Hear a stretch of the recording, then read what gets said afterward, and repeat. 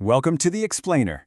Today, we're diving into maybe the most epic story in the entire cosmos, the life of a star. We're going to follow it from its very first flicker all the way to its final incredible farewell. But before we get into all that, I want to start with a fact that is just mind-blowing. The very atoms that make you, the carbon, the oxygen, even the iron in your blood, all of it was cooked up in the heart of a star that lived and died billions of years ago. You are quite literally made of stardust. So how is that even possible? Well, to get it, we really need to trace the entire biography of a star, right from its birth in a sort of cosmic cradle, all the way to its explosive end that, believe it or not, seeds the next generation. All right, let's get into it. You see, every single star, our sun included, doesn't start its life in some big blaze of glory. No, its story begins in the cold, dark, quiet corners of interstellar space. So it all begins right here, inside these absolutely massive, cold clouds of gas and dust just drifting through space. And all it takes is a little push, maybe a shockwave from a nearby exploding star, a supernova, to disturb one of these clouds. That's the nudge gravity needs to take over and start pulling everything together.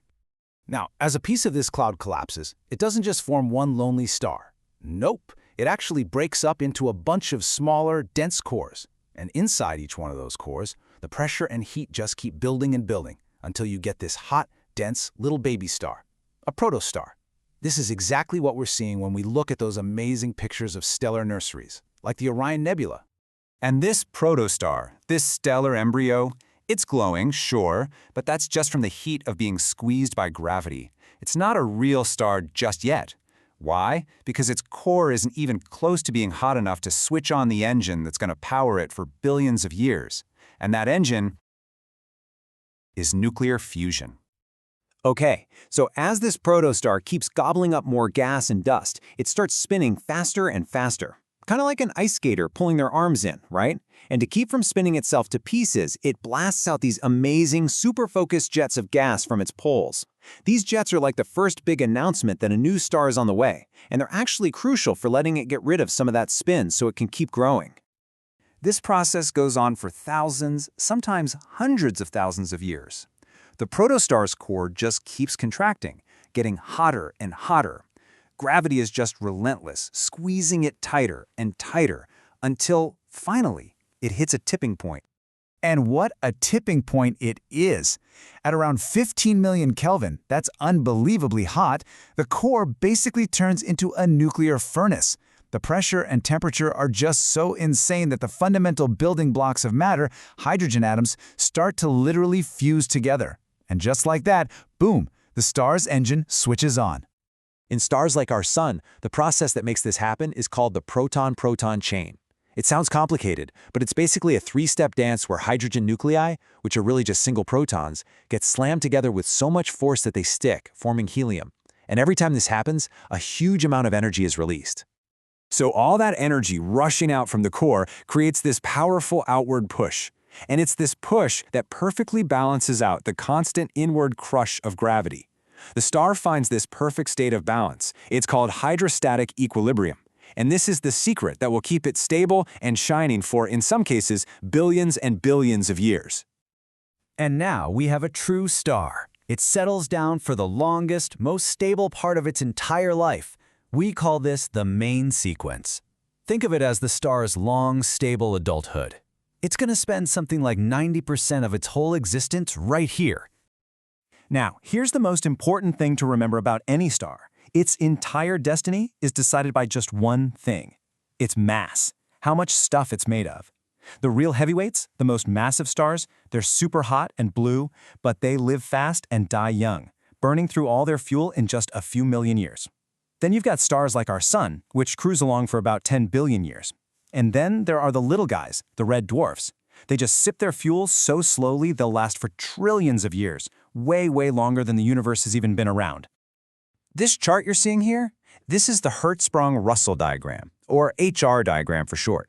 It's basically the roadmap for a star's life. It plots how bright a star is against how hot it is. And that big diagonal strip running right through the middle, that's it. That's the main sequence. It's where all the stars hang out while they're in that long, stable hydrogen-burning phase. And our sun? Yep, it's sitting comfortably right there in the middle. But, nothing lasts forever. That stability can't go on and on. No matter how big or small a star is, it will eventually start to run out of that hydrogen fuel in its core. And that's the beginning of the end. So what happens? Well, once the hydrogen in the core is all used up, fusion just stops. And with that outward push gone, gravity immediately takes over again, and it starts crushing the core, which is now full of helium. This squeezing makes a shell of hydrogen around the core get incredibly hot, so hot that it starts to fuse. All this new energy blasts outwards from the shell and pushes the star's outer layers out, causing it to swell up to a monstrous size. And just like that, the star has officially left the main sequence. Its long, stable adulthood is over, and now its final, spectacular fate is completely locked in, all based on that one thing we talked about, the mass it was born with. So this incredible journey that started in a quiet cloud of dust is now reaching its grand finale. So, how does a star actually die? Well, it all comes down to a simple question. Is it a cosmic lightweight or a heavyweight?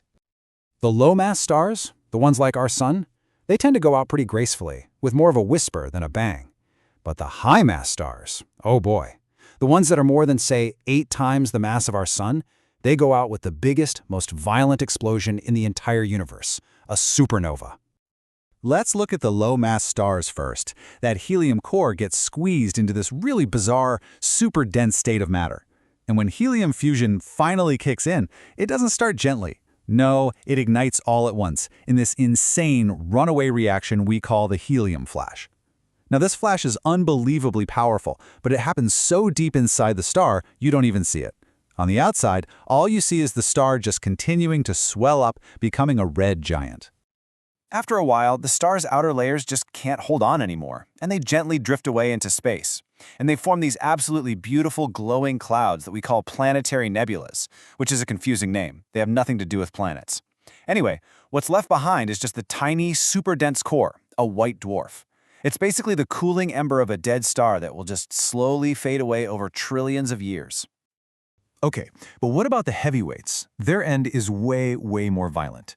They keep fusing heavier and heavier elements in their core, helium into carbon, carbon into neon, and so on, until they build up a core of iron. And that's the point of no return. Here's the problem. Fusing iron doesn't release energy, it actually consumes it. The star's furnace just goes out. In less than a single second, the core collapses under its own weight, and that triggers the most cataclysmic explosion imaginable, a supernova.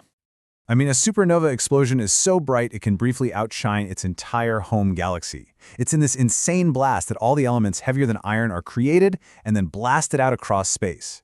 We can see the leftovers, these beautiful remnants like the Crab Nebula. And what's left behind at the center of the explosion? Either an ultra-dense neutron star, or, if the star was truly massive, a black hole. And this is where it all comes full circle. It's the great cosmic recycling program. The heavy elements that were forged in the heart of one star and scattered across the galaxy by its death, they become the raw materials for the next generation of stars, for new planets, and, yeah, eventually, for life. The universe recycles everything, which really brings us back to the beginning and leaves us with one last big question. One day, billions of years from now, what amazing new worlds will be born from the stardust of our very own sun?